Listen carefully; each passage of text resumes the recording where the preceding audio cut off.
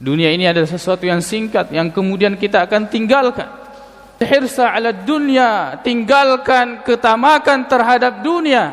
Wa fil 'aishi fala tatma', dalam menghadapi hidup, menjalani hidup jangan terlalu rakus. Wala tajma' minal mali, jangan engkau begitu bernafsu, bersemangat di dalam mengumpulkan harta. Fala tadri liman tajma', padahal engkau tidak tahu untuk siapa harta itu engkau kumpulkan.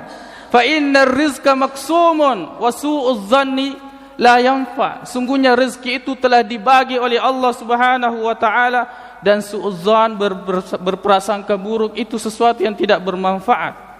Faqirun kullu man yatma', akan merasa miskin orang yang terlalu rakus.